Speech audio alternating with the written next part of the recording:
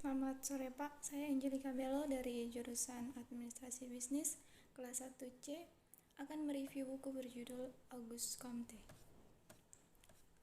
Auguste Comte adalah seorang filsufat asal Prancis yang seringkali disebut sebagai peletak dasar ilmu sosiologi. Ia juga turut memperkenalkan istilah sosiologi. Istilah itu pertama kali diperkenalkan pada tahun 1838 dalam bukunya yang berjudul Cours de Philosophie Positive. Dalam karyanya tersebut, Comte menjelaskan bahwa kata sosiologi berasal dari bahasa Latin yaitu socius yang berarti kawan atau teman dan logos yang yaitu ilmu pengetahuan. Dengan demikian, sosiologi merupakan satu cabang ilmu yang mempelajari masyarakat, termasuk perilaku masyarakat dan perilaku sosial manusia dengan jalan mengamati perilaku kelompok yang dibangunnya. Kelompok tersebut mencakup keluarga, suku bangsa, negara, dan berbagai organisasi politik, ekonomi, sosial. Melalui buku itu pula, Comte mengenal tahap perkembangan intelektual yang masing-masing merupakan perkembangan dari tahap sebelumnya. Bab 1. Sebuah pengantar ide-ide Comte. Comte berasumsi seperti Marx bahwa revolusi dalam budaya dan masyarakat modern belum mencapai tujuan akhir. Revolusi modern tidak bisa direduksi menjadi peristiwa menjelang Juli 1789 dan pecahnya resmi revolusi Prancis. Akarnya, menurutnya bisa jadi ditelusuri kembali ke akhir abad pertengahan, dan perjalanan revolusi panjang masih harus ditentukan. Semua karyanya, bahkan esai, awalnya adalah disusun dengan maksud untuk membangun penjelasan pertama yang memadai tentang krisis modern yang panjang dan untuk menunjukkan bagaimana hal itu dapat diakhiri. Bab 2. Ilusi Comte. Comte adalah sosok yang luar biasa, dicintai atau dibenci seperti milik Delimo Dernitas, cair di The Percentage of Memory. Tidak ada yang pernah mendengar skema topisnya dan tempat imajinernya di dalamnya. Tidak akan pernah bisa dilupakan mereka.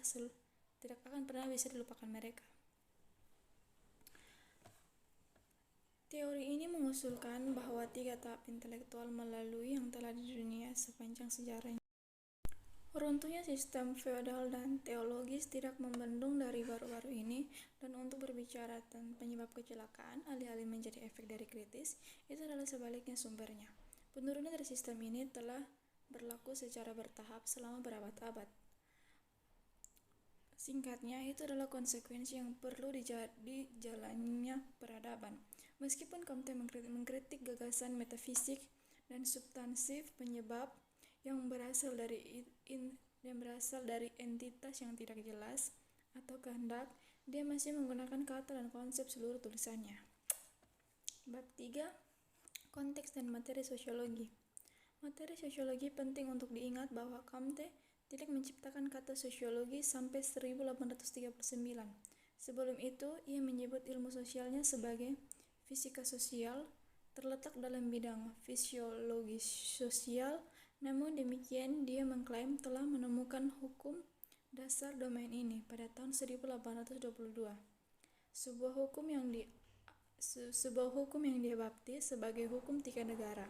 Sebagai sosiolog menyadari bahwa ketiganya adalah teologis, metafisik, dan positif. Bab 4.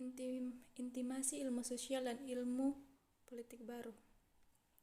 Keintiman social science dan yang baru politik sebenarnya tidak sampai November 1825. Antagonisme dasar adalah teologis dan positif juga radikal dan heterogen untuk membiarkan kecerdasan kita dari satu ke yang lain tanpa langkah-langkah perantara. Perbedaan antara teologis dan metode positif adalah pada dasarnya denepistemologis, menempatkan dirinya pada sumber utama segalanya. Objek analisis adalah apa yang disebutnya umum dari ilmu-ilmu yang berbeda dipahami sebagai tunduk, dan satu metode yang sebagai bentuk berbeda bagian dari rencana umum penelitian. Jangkauan dari ruang lingkup analisisnya diperluas dari tahun 1820, di mana ia berfokus pada transisi dari Katolik feodal ke sistem ilmiah industri. Setelah periode fetisisme pertama, datanglah periode teologis yang tepat, yang ditandai dengan munculnya dominasi mutlak dari kasta terpelajar, yang diatur di bawah pengaruh filsafat teologis. Bab 5. Laporan sesat Comte tentang pengetahuan. Periode tahun 1840-an adalah salah satu di mana perang epistemologis pertama atas ilmu-ilmu sosial dalam pengertian modern harus diperangi. Sebagai pemeluk dan penakluk ilmu-ilmu ketat, orang Jerman dan bahasa Inggris abad ini tidak dapat menandingi karena jauh lebih baik mendekati kebenaran dalam melaporkan. Pada tahun 1865, protagonis utama jelas Comte dan Mill. Auguste Comte dengan sistem saraf dapat merespon rangsangan dengan cara ini. Dia tidak mengherankan bahwa sejarawan mengizinkan Comte tidak hanya memainkan peran penting dalam menetapkan nilai biologi, tetapi dia juga memainkan peran penting dalam perkembangan modernnya. Bab 6. Tapi mengapa Comte membentukkan sosiologi? Comte mengumumkan pada tulisannya pada tahun 1820-an bahwa dia berkomitmen mendirikan untuk suatu program kerja yang penyelesaiannya akan penting untuk mencegah kejang yang panjang dan mengerikan dalam masyarakat modern. Program ini telah mengidentifikasi 3 rangkaian karya studi tentang kemajuan umum intelek manusia yang ditakdirkan untuk menjadi dasar pemerintahan yang positif, seri yang akan membentuk sistem lengkap pendidikan positif, dan ketiga eksposisium kolektif, tindakan yang dapat dilakukan oleh manusia beradab atas alam. Demokrasi Comte tentang legitimasi dan perlunya yang baru ilmu sosial berada dalam sistem ilmu-ilmu yang ditekuninya dari volume pertama hingga ketiga. Khusus dalam filsafat positif, hanya di volume 4 dimulai dengan sungguh untuk membahas dasar ilmu sosial dan untuk menentukan ruang lingkup sosiologi. Bab 7. Sebuah teori sosiologi kemodernan. Setelah kematiannya pada tahun 1825, warisan Saint-Simon dibagi antara Comte dan sekolahnya di satu sisi dan Saint-Simonians dipimpin oleh Bazard dan Enfantin di sisi lain. Ini yang terakhir pada tahun 1825 mulai berevolusi doktrin yang dihasilkan dalam kerangka mesianis. Teori pertama eksploitasi manusia oleh manusia ekonomi yang begitu mempengaruhi Marx dan Engels. Comte dikucilkan dari gerakan keagamaan baru ini, bahkan gangguan sarafnya terjadi pada saat baru doktrin itu muncul. Kemudian dia bisa menilainya. Dia mengklaim bahwa tidak ada program seperti itu yang pernah dibuat oleh Saint-Simon sendiri, bahwa para pemimpin hampir tidak mengenal Saint-Simon, dan bahwa hasilnya hanyalah parodi Katolik. Tidak ada petunjuk di awal Comte itu solusinya untuk masalah yang dihadapi Prancis dan epoka modern.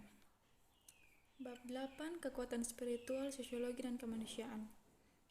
Dalam kata pengantar untuk volume pertama sistem, Comte mengajukan dasurat tertanggal 2 Juni 1845 yang menunjukkan sifat dilahirkannya kembali. Keadaan moral dan efek pertama telah dikerjakan dalam kursus kuliah umum tahun 1847 dan kemudian di buku Discours sur Ensemble dan Positivisme pada tahun 1848.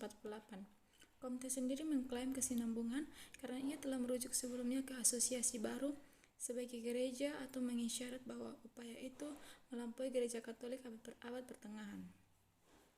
Bab 9. Sosiologi kedua. Comte beralih secara strategis ke pertanyaan tentang peran metode subjektif. Apakah itu di luar sosiologi ilmiah atau dalam arti tertentu selalu dibutuhkan dalam kondisi sosiologis? Instruksial menyangkut cara istilah-istilah itu diajukan dan didefinisikan dalam cara tesis sosiologi disajikan. Kita dihadapkan dengan masalah menganalisis produksi dan organisasi dari pengetahuan. Sebenarnya ini adalah dua aktivitas yang terkait tetapi berbeda. Di dalam teori Comte itu adalah karakteristik dari metode subjektif yang final dan penjelasan kausa mutlak mendominasi. Comte secara dikal relativis ini memungkinkan dia untuk mengajukan masalah konsisten di relatif ilmiah pengetahuan dan untuk mengidentifikasi peran filsafat dalam menyelaraskan pengetahuan ke dalam satu sistem. Bab 10. Sosiolog dan rezim filologika.